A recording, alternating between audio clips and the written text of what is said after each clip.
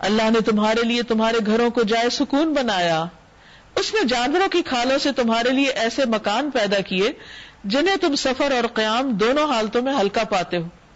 یعنی لباس کے علاوہ تمہارے لیے خیمے بھی ہیں, تمہارے موویبل گھر, جہاں جاتے ہو ساتھ لے جاتے ہو, وہیں خیمہ لگا کے گھر بنا لیتے ہو. اس نے جانوروں کے صوف اور اون اور بالوں سے تمہارے لیے پہننے اور برتنے کی بہت سی چیزیں پیدا کر دی جو زندگی کی مدت مقرر تک تمہارے کام آتی ہیں. اس نے اپنی پیدا کی بہت سی چیزوں سے تمہارے لیے سائے کا انتظام کیا. یہ سایہ بھی اللہ کی بڑی نعمت ہے, خاص طور پر وہاں جہاں دھوپ تیز ہو, صحرا ہو, گرمی ہو اور کوئی درخت نہ ہو اور کوئی آڑ اوٹ نہ ہو, تو کس طرح کوئی غار, کوئی کھو, کوئی بھی چیز جو سایہ دے انسان کے لیے ایک بہت بڑی نعمت ہوتی ہے. تو اس نعمت کا ذکر کیا جا رہا ہے.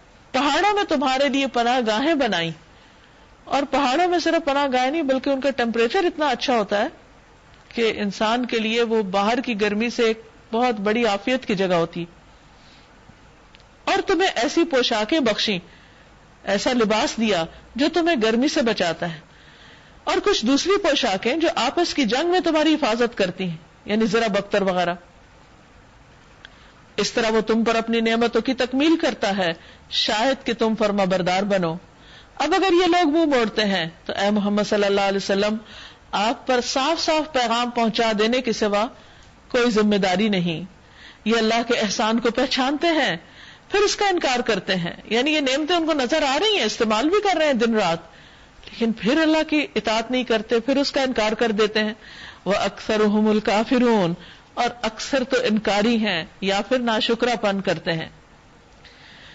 وَيَوْمَ نَبْعَثُ مِنْ كُلِّ أُمَّةٍ شَهِيدًا ثُمَّ لَا يُؤْذَنُ لِلَّذِينَ كَفَرُوا وَلَا هُمْ يُسْتَعْتَبُونَ.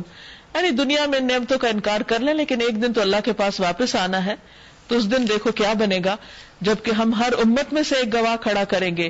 پھر کافروں کو نہ حجتیں پیش کرنے کا موقع دیا جائے گا, نہ ان سے توبہ اور استغفار کا ہی مطالبہ کیا جائے گا, یعنی وہاں جا کر کسی کی بھی توبہ قبول نہ ہوگی, وہاں معافی کا وقت نہ ہوگا.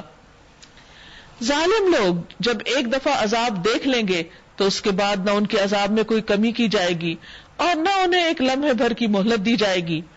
اور جب وہ لوگ جنہوں نے دنیا میں شرک کیا تھا اپنے ٹھہرائے ہوئے شریکوں کو دیکھیں گے تو کہیں گے اے پروردگار یہی ہیں ہمارے وہ شریک جنہیں ہم تجھے چھوڑ کے پکارتے تھے. اقرار کر لیں گے.